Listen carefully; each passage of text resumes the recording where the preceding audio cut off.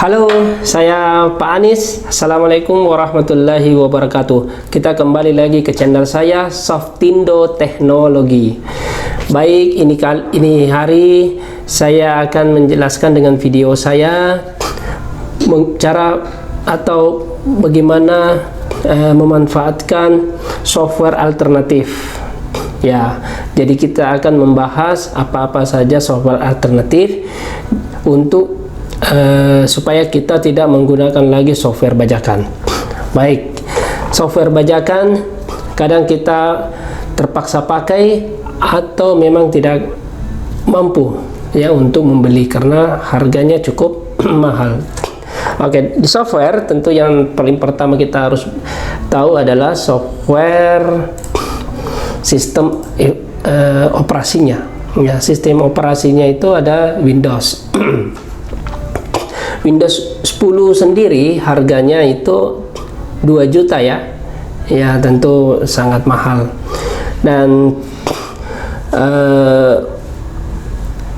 alternatif untuk Windows 10 itu hanya ada Linux, tapi mungkin jarang orang yang bisa menggunakannya. Jadi sudah seharusnya kita tidak menggunakan software bajakan karena tidak punya alternatif yang lain. Jadi kita harus membeli. Nah, untuk membeli software Microsoft Windows ya, sistem operasi Windows 10 Home 64 bit itu harganya tidak murah. Jadi dia harganya sekitar 2 jutaan. Nah, tapi sekarang PC, laptop itu sudah dibundle dengan SO-nya, sistem operasinya. Jadi sudah bisa dikatakan lumayan murah lah jika dipadukan dengan laptop dan sistem operasi. Oke. Nah, software pendukung untuk kita bisa bekerja dengan sebuah komputer pasti selalu kita gunakan adalah Microsoft. Nah, Microsoft tidak murah juga, sangat-sangat mahal. Jadi dia paling murah harganya 1.800.000. Ya, itu untuk Office Home dan Student. Isinya cuma 3. Ada 4, iya. Jadi Microsoft Excel, Microsoft Word, PowerPoint dengan Microsoft Note. Nah, ini memang yang paling sering dipakai. Untuk Office dipastikan hampir 90% mungkin semua pengguna menggunakan software bajakan. Nah, gitu. Kalau ada yang tidak ingin, istilahnya masih banyak yang berpendapat bahwa menggunakan bajakan itu adalah haram. Ya, ada juga yang mengatakan ya terpaksa. Ya, ada juga yang mengatakan kan bukan untuk bisnis, hanya untuk dipakai di rumah. Nah, mungkin ada yang berpendapat bahwa menggunakan software bajakan tidak baik. Ya, saya akan memberikan alternatif. Kita dapat menggunakan Office yang gratis. Nah, halal ya, halal gratis, jadi tidak dipungut bayaran atau tidak dijual 1 sen pun. Yaitu namanya Open Office.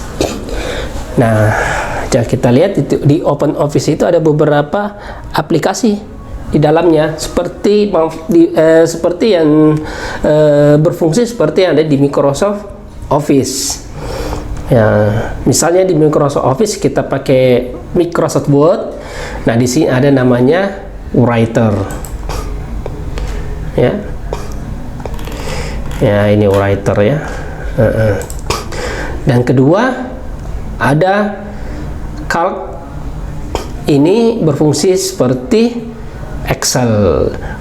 Ada PowerPoint, Impress. Nah, ini berfungsi seperti PowerPoint. Jadi dia dipakai untuk multimedia presentasi. Oke, terus ada Draw untuk 3D ilustrasi. Ada Base.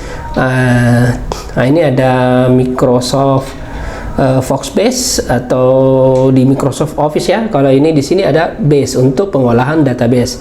Terus ada Math, ada untuk matematika equation, simbol-simbol matematika. Nah, itu ada Math. Nah, lengkap. Ini gratis dan lengkap. Jadi Anda bisa memanfaatkan. Nah, untuk mendownloadnya silahkan diklik di tombol download. Nah, ini ada sudah saya download, kita lihat dulu. Itu sudah ada isinya, sudah diinstal kali ya. Ini OpenOffice. Nah, ini ada beberapa OpenOffice nih.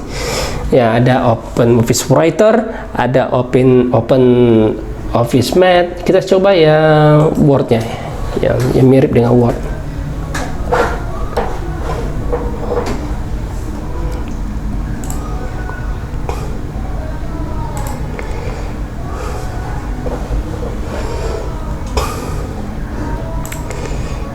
Ya, jadi mirip dengan Microsoft Word.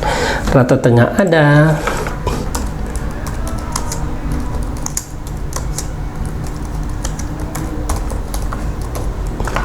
Iya.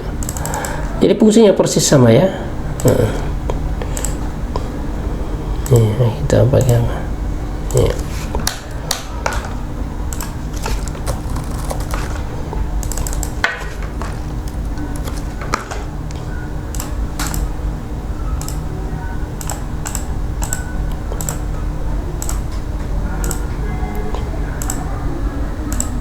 Ya, oke.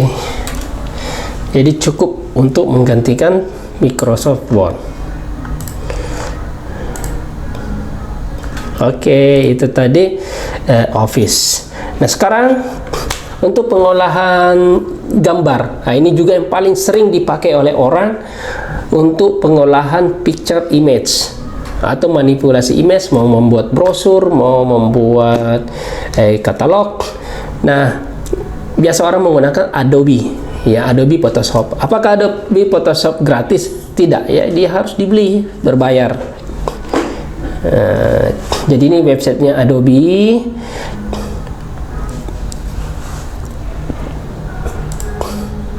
Ya, kita lihat Photoshop. Ini produknya Photoshop. Nah, ya, ini Photoshopnya.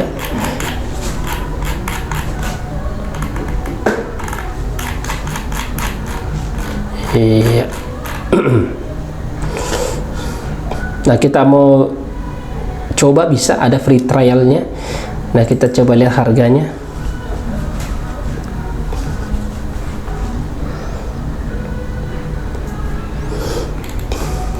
Ya, ini ada Photoshop, harganya 283.000. Wah, cukup mahal ya. Dia per bulan, tapi tidak boleh bayar per bulan. Ini langsung harus 12 bulan. Berarti sekitar 3 juta lebih, hampir 4 juta. Nah, gitu. Ya, cukup mahal. Mungkin beberapa orang kan tidak mampu membelinya, terlalu mahal sehingga mencari bajakan. Ya. Oke, apa alternatif untuk Photoshop? Nah, untuk alternatif Photoshop, kita bisa gunakan GIMP. Jadi GIMP ini berfungsi sama persis dengan Adobe Photoshop. Jadi fungsi-fungsi Photoshop seperti layer, masking, filter, selection, itu semua juga ada di GIMP. Ya, kalau kita buka GIMP,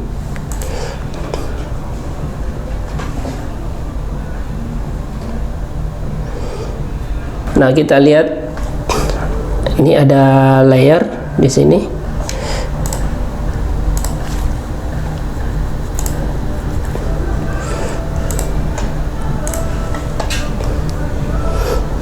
Ya, kita lihat layer ini adalah layer. Terus, jadi ini dibuat menggunakan GIMP, persis fungsinya sama dengan Photoshop. Nah, itulah tadi alternatifnya ya untuk Photoshop. Nah, sekarang untuk editing video, apa sih alternatifnya untuk editing video? Nah, editing video biasa yang orang pakai bajakannya adalah Adobe Premiere. Ya. Ini Premiere Pro, Adobe Premiere Pro. Nah, harganya sama dengan Photoshop, itu per tahun sekitar hampir 4 jutaan harganya, jadi cukup mahal juga. Nah, untuk alternatifnya Premiere, ya kita bisa manfaatkan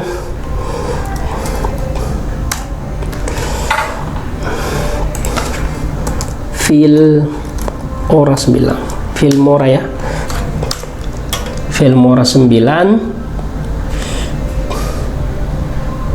adalah software untuk pengeditan video ya, tapi dia masih fungsi-fungsinya kalau yang standar ya tidak seperti Premiere, tapi kalau yang sudah pro itu mendekati Premiere, jadi sudah ada timelinenya, bisa membuat animasi di situ juga ya.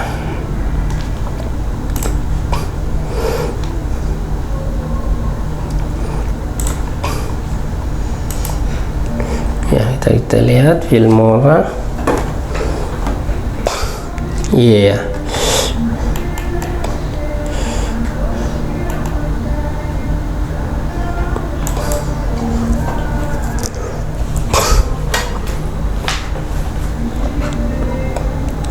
Nah, ini software untuk editing video, YouTuber atau ya yang punya usaha video pengantin, nah itu editnya sangat-sangat bagus menggunakan Filmora.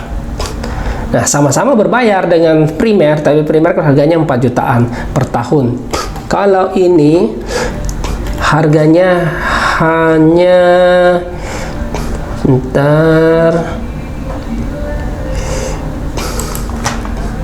ini Filmora 9 Pro, kita yang standar saja itu harganya sekitar 600.000 per tahun ya. Oke, coba kita lihat harganya, kita beli. Nah, harganya per tahun ini yang individu ya. Ini annual plan $40 per tahun. Nah, itu sekitar 600 ribuan ya, hampir 600 ribu lah. Nah, kalau kita beli ya tentu harus menggunakan kartu kredit.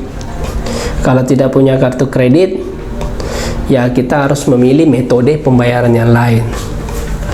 Jadi ada metode pembayaran dengan sistem doku juga ya. Nah, kita lihat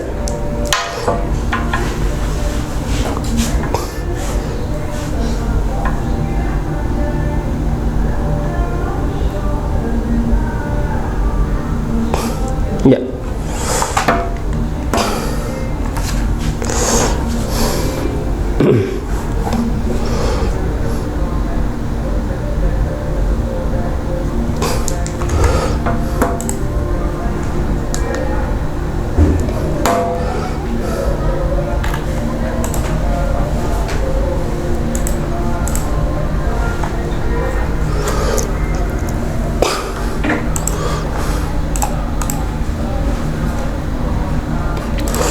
Baik ya, ini saya hapus saja. Ini harganya $39,99. Kredit card, waduh nggak punya kartu kredit. Kalau nggak punya kartu kredit kita bisa pilih metode yang lain. Bank transfer juga nggak mungkin, kita nggak mungkin transfer ke luar negeri. Kita coba menggunakan doku. Nah, doku ini jarang yang tahu, tapi kita coba gunakan doku. Doku ini bagaimana? Kita lihat.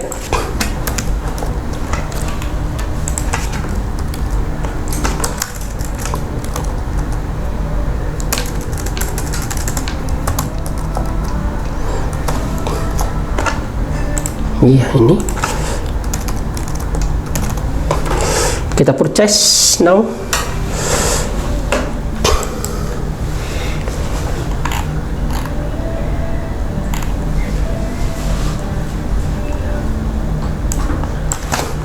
Coba. Iya. Oh, belum terdaftar nih saya punya.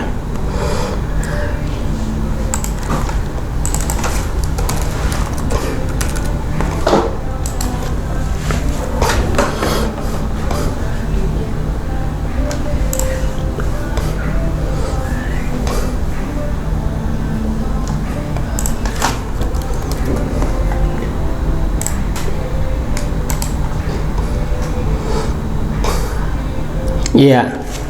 Setelah saya next, kita pilih bank transfer atau internet banking.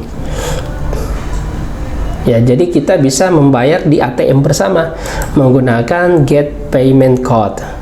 Nah, jadi Anda sampai 600 ya, 594. Jadi kita gunakan kita ke bank, ke ATM, lalu gunakan kode Bank Permata ya, kode Bank Permata, lalu masukkan nomor rekening ini. Nah, ini enter the bank code Permata 013, lalu diikuti dengan ini, lalu masukkan seperti biasa di ATM, lanjut.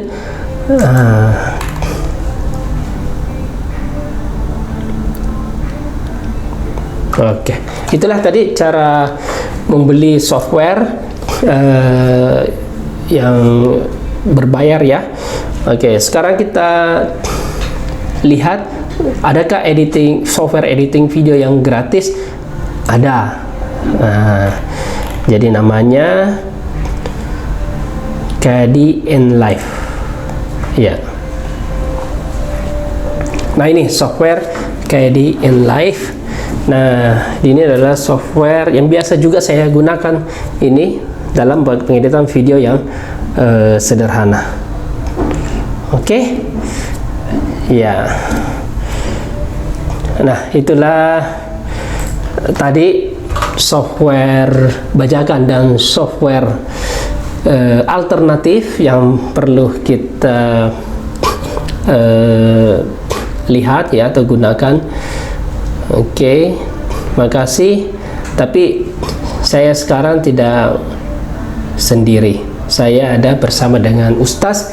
Apakah nanti dia yang lebih ahli membahas apakah bisa kita gunakan software bajakan atau disah-sahkan saja dalam agama. Oke, makasih. Kita bersama Ustaz sekarang. Oke, baik, tadi sudah saya jelaskan tentang software bajakan dan legal. Bagaimana mencari alternatif software bajakan. Nah, sekarang saya ini tidak sendiri. Kebetulan saya bersama dengan Ustaz andalan saya, Ustaz Abdul Ghani atau Ustaz Aji Afgan. Ya, kenapa saya undang beliau? Nah, mungkin beliau yang lebih ahli menjelaskan bisa sih tidak menggunakan software bajakan. Baik, Ustaz Afgan ini ya juga dia aktif sebagai pembimbing umroh. Nah, ini pembimbing umroh di salah satu travel terkenal di Makassar dan terbesar. Dan Ustadz ini sudah memiliki sertifikat khusus.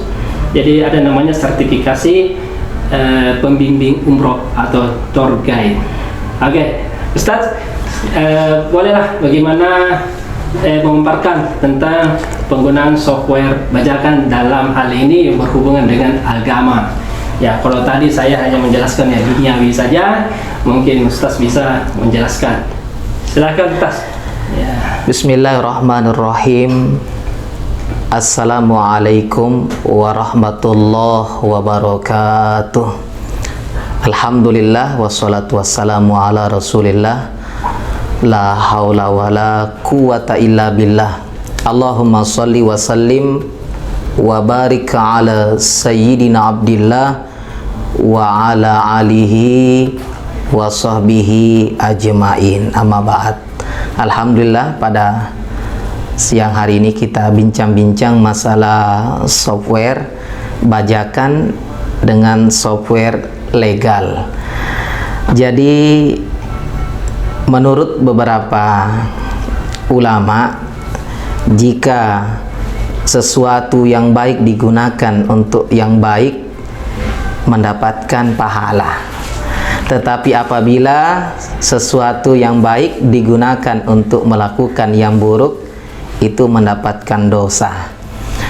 Jadi software yang kita gunakan untuk kepentingan umat beragama atau kepentingan tidak menyalahi aturan-aturan yang ada di dalam aturan agama kita sendiri, itu hukumnya boleh, mubah, boleh-boleh saja.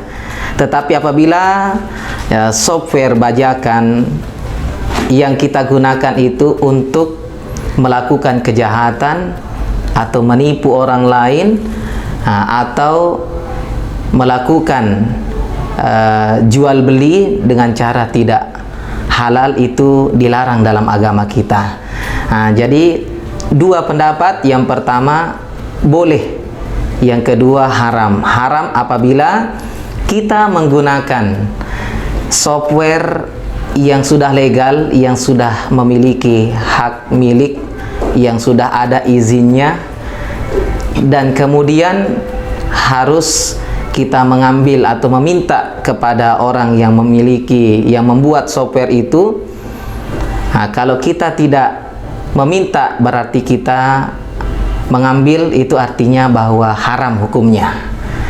Tetapi kalau kita meminta atau menggunakan software untuk kepentingan umum atau kepentingan yang beragama, kepentingan kemaslahatan umat, kemudian orangnya tidak mengizinkan untuk menggunakan, itu tetap haram hukumnya, karena yang namanya barangnya orang. Jadi barangnya orang itu harus kita gunakan ya tanpa izin, harus kita gunakan dengan izin sang pemilik. Tetapi bagaimana kalau bajakan-bajakan? Itu menurut beberapa hukum fikih bahwa boleh hukumnya jika digunakan untuk melakukan kebaikan. Tetapi jika disalahgunakan untuk menipu orang, untuk menzalimi orang, atau untuk menjual dengan janji bahwa kualitas bagus, padahal bukan kualitas bagus, itu hukumnya haram. Jadi menurut pendapat beberapa ulama bahwa boleh apabila digunakan untuk yang baik dan bermanfaat, dan haram digunakan apabila salah kita menggunakan software bajakan. Contohnya untuk menipu orang, untuk membuat orang sakit hati, untuk membuat orang hilang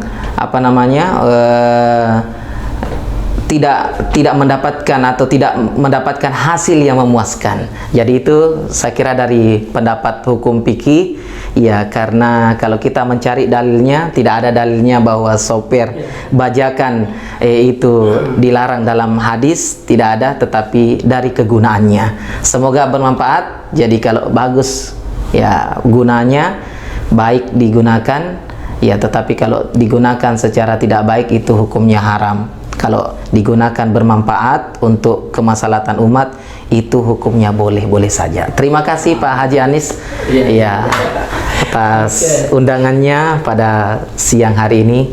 Saya sangat bangga dan bahagia. Wassalamualaikum warahmatullahi wabarakatuh. Waalaikumsalam warahmatullahi wabarakatuh. Nah, itu tadi pemaparan dari Ustaz Afgan. Ya. Nah, Ustaz Afgan ini juga memiliki channel, ya, nanti bisa di-subscribe. Di situ banyak ceramah-ceramah Ustaz yang ringan-ringan aja, yang fikih-fikih, apa masalah ringan-ringan, dari yang untuk umroh dan yang lainnya, ada semua di situ.